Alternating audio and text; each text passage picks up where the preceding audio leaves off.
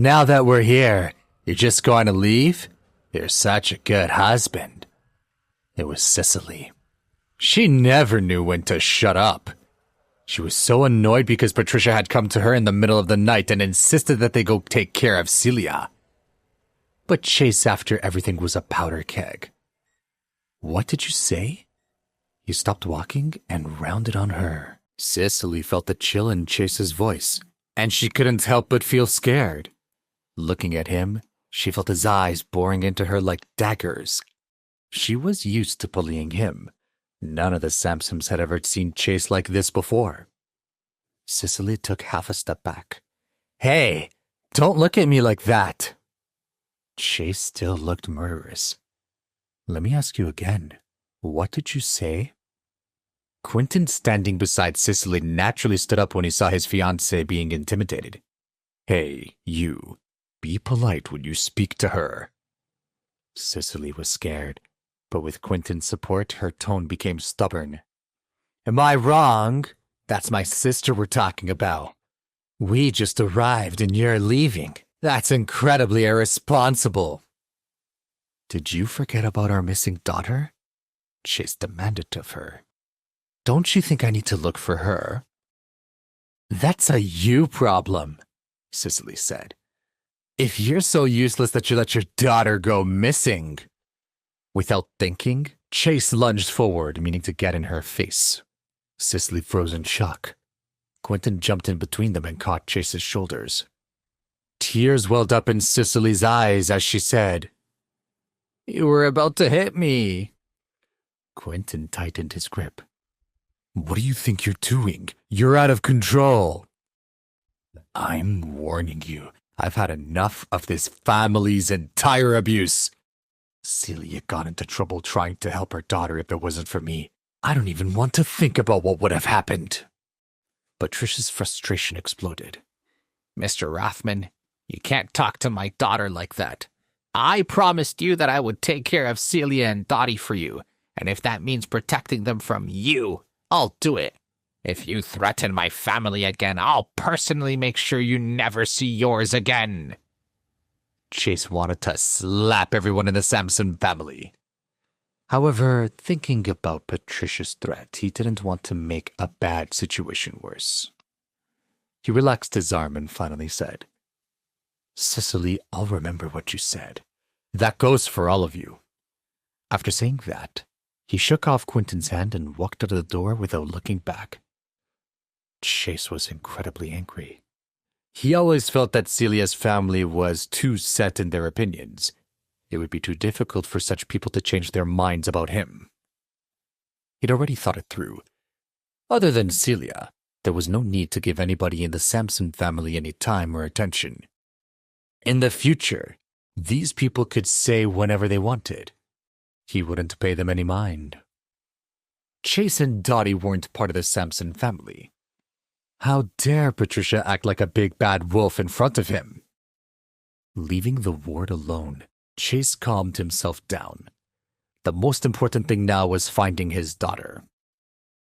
After leaving the ward, he called Tim and asked him about his search.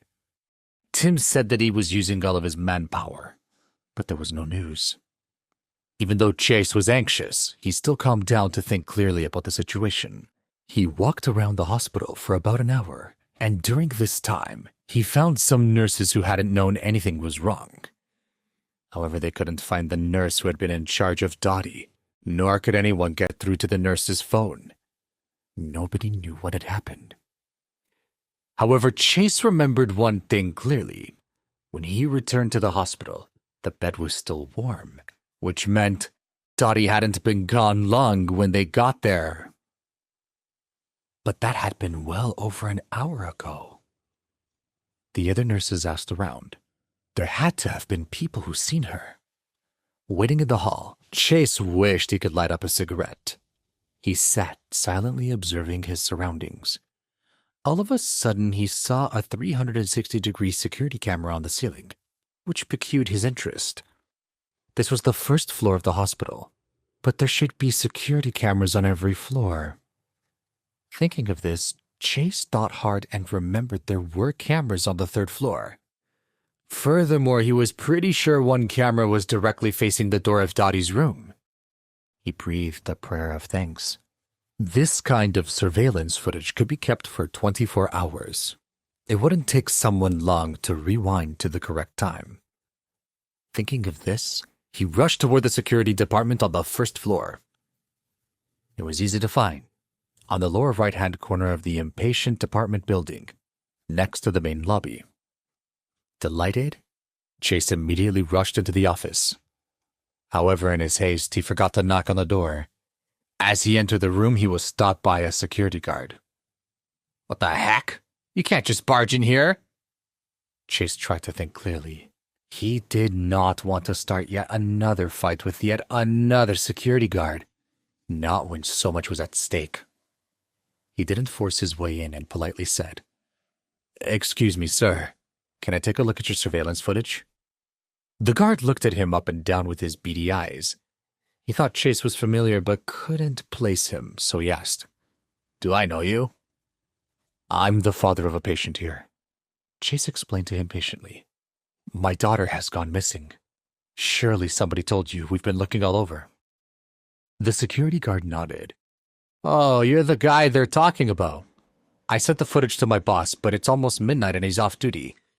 I'm not allowed to release that footage." Okay, I get it. Chase was very sincere despite his frustration. "Ask anybody. I'm here all the time. They know me. I'm just really worried that my daughter has been kidnapped or something." "I told you." The security guard looked annoyed. "Our footage is confidential. It's not something anyone can just watch because they want to. I can call my manager if you want." Chase said, "Come on, man. My daughter is missing. You should be calling the police." "They're already on it." The security guard was getting impatient. "If you make a scene, then they'll detain you for causing a disturbance. Please don't force me to make that call." Chase was impatient, but there was nothing he could do. At least this man was a bit more understanding than most of the other security guards he had encountered that day. He really didn't like being forced to wait, but sometimes there was nothing else to do. Stepping outside the security room, Chase took out his cell phone and dialed Roland. At this moment, Chuck finally appeared. Where the hell had he been? Chuck walked over to Chase, who was standing in the security room's open doorway. He quickly asked, "Mr. Rothman, looks like we had the same idea. Did you see the surveillance footage?" Chase shook his head and said,